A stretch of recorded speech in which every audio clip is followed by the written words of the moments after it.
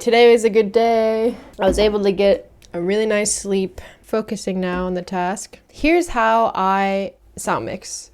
I put the headphones at a volume I feel like is normal, I guess, like right here. And then I listen back to it and I just try and make it sound correct. I just like listening to it and then saying, this should be louder. And then I'm also kind of looking load fast enough because the levels here. Service merged with another.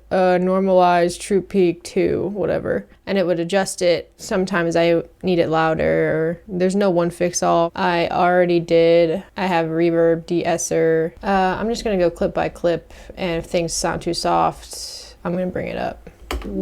I listened to this and I know that it's not correct, that that's how I do my mixing.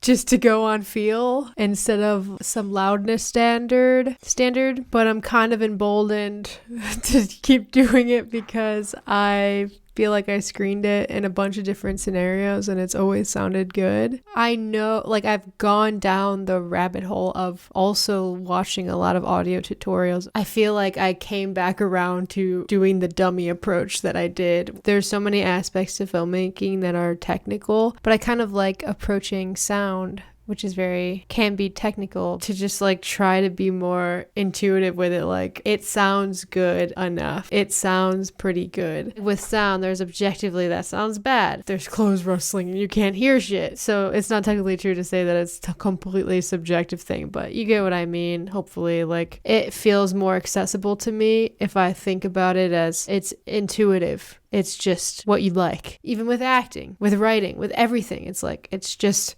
what you like. But I also want to say I feel like I'm coming off way more chill than I actually. There are things with sound that I feel like you should pay attention to and spend time in. Like, then again, maybe not. Maybe that's just my taste again. It's like sometimes I'm in a screening and there's 2 different angles to a scene and one has a slightly different noise quality that the other one doesn't have. I think in that case, that's something I would spend a lot of nitty-gritty time on because it would drive me crazy every time it's screened. And I'm like, wow, they just left that in. They surely hear that that's what's happening, but they left it in, and that's kind of cool too, I guess, to just, at a certain budget level, all you have to throw at your project is your own time. Yeah, I don't know. It's hard to know where to draw the line on what you're gonna tinker with on that last 10% of the edit. Like that sound example I just said, I think I wouldn't put that in last 10% because I think it could be distracting to their performances. That messes with your ability to be immersed in the scene. Like, I just didn't want people to misconstrue what I said to be like, fuck it, hit send. There's just always that line that you're trying to find for yourself, and maybe I should be a little more loose and allow for certain things to like stay in the cut, and maybe I'd be more prolific and I'd have more work done and there'd be more work out there that I've done. I don't fucking know.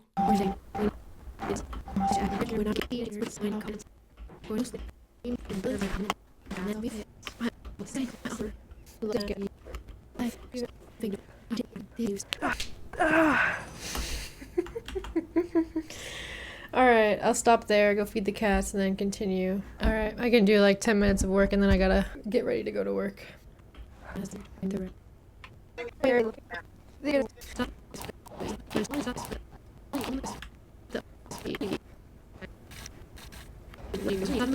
Okay, 2 minutes. I'm just gonna upload this, send it to Steven, so when I get home I'll make any adjustments that he says I should make or said that he couldn't hear a part, and then I will make those adjustments and send it when I get home from work. Color grade looks fine. Okay, ending this. And then later that day I did submit the film, but I'm gonna talk about it in the next video.